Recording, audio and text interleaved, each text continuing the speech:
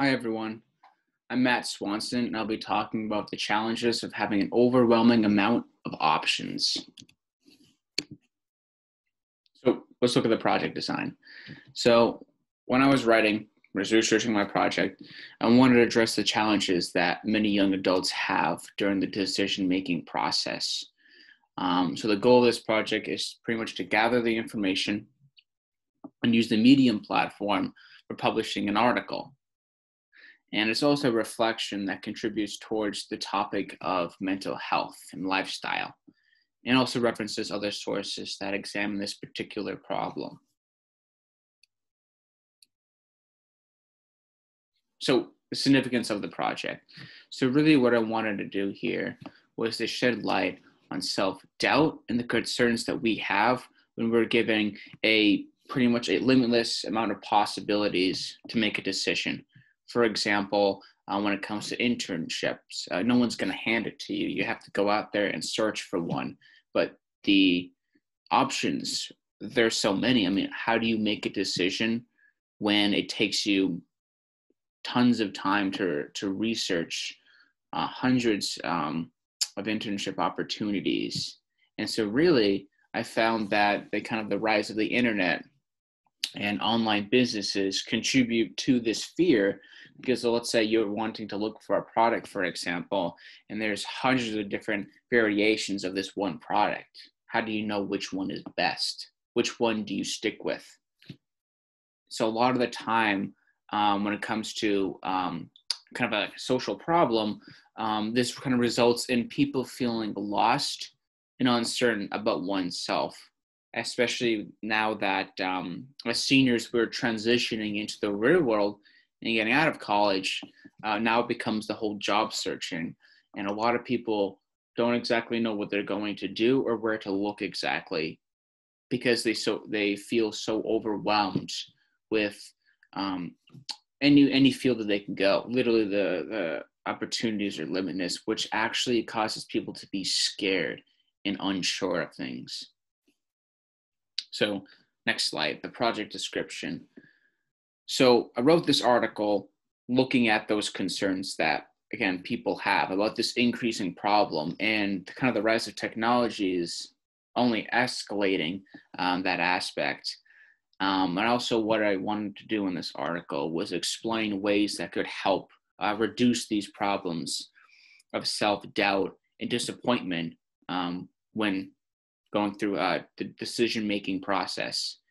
And so I found three key elements that I'll be looking at here, and that's filter, commitment, and learning. So these are just a couple screenshots I have from my article. So we can look at filter, for example. So for that element, I said, obviously preventing stress, overthinking, and guilt are obviously key to a happier lifestyle. And one way to help that is by creating a filter where you list the pros and the highlight aspects that you like about a certain subject or field. This helps narrow the search field instead of having thousands of options to choose from. Secondly is commitment. So for commitment, it illustrates trust. Now, trust is obviously very important about a commitment. Sticking to a decision also means that you're confident in what you're doing. And thirdly is learning through your decision-making process and evaluating what worked well and maybe what didn't work so well. Not every choice people make is perfect. It's not. As humans, we are constantly adapting and figuring out ways to get better at what we do. And this reminds me of something when I was researching, I found some interesting discoveries that I wanted to bring to light. And it was that when humans are given options or alternatives to decide, a New York Times article had said that it's a problem that can paralyze. This article also mentions that when we are given too many things to choose from, we, quote, often have this nagging feeling we could have done better. It's as if we're afraid of making the wrong decision. instead of sticking to our instinct or gut feeling, we tend to doubt. And just looking at the digital world here, I mean, the Pew Research Center says that 90% of American adults from ages 18 to 29 use at least one social media platform. So how does social media play a role in this? Well, because people are exposed to so many different advertisements, they're seeing so many different variations of like the same product. Say you're looking for an iPhone. I mean, what kind of iPhone are you going for? How much storage do you want? What about your phone case? I mean, what are you looking for? And it's endless.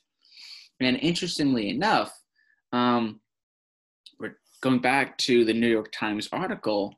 A person had said, quote, "It is not clear that more choice gives you more freedom. It could decrease our freedom if we spend so much time trying to make choices." And I thought that was so profound, because we think more choices the better, and that might not be the case. Sometimes there's so many choices that we really can't make up our minds, and we find ourselves researching and researching and researching and not really getting anywhere with it. And obviously this affects our life decisions. It may not be about an iPhone, but it could be about a car. It could be about an apartment or a house that you want. The choices really are endless here. And another thing that I found was that if we take a small increment or a chunk of time and slowly eat away at that assignment of whatever we're doing, it helps reduce that feeling of being overwhelmed. For example, one of the things that kind of makes me overwhelmed is every time I see a syllabus for like a class, for example, or a calendar of all the assignments and projects that are required to do. And it feels quite daunting and can easily lead to stress and anxiety. And of course, as humans, we always want to know what is next for our future. So I'm sure many people have said before in the past, it's taking a day at a time. That is also another important part of kind of reducing that issue that we have during that decision-making process. And if we go to the next slide here, the project implications. So when I take a look at this as a whole, I realize that the role of communication helps project and express our voices in so many different forms. I chose a news article, but for someone else, they could have chosen a film, a short documentary, or a web design, like a website. And these are all really creative ways of communicating, because it's not always through talking. Sometimes you can show something, express something without words, right? Sometimes things are easier said than done. But for example, a few slides ago, we had this emoji right here. There's no caption, but you can already inference what that means. It's a thinking emoji, where it's a pondering emoji. And that's one of the unique things about communication, is that you can express something creatively without using words or the obvious things. Another important part that I kind of learned from this project, and as a whole of communications is about capturing people's attention, their emotions, and doing that accurately, and as well as a will to change, right? A call to action.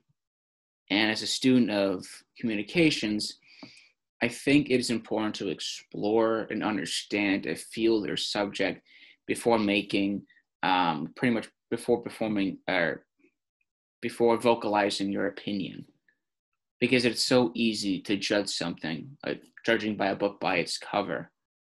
And as communicators, we want to do this accurately, especially as Christians. We have to do things accurately without bias. And lastly, one of the things I found from all this was to bring people together. Instead of having this feeling of one person has to do all the work, right? There's a social need. There's an issue in today's world. You don't have to have one person solve the problem, and they probably aren't going to solve the problem by themselves. They need help.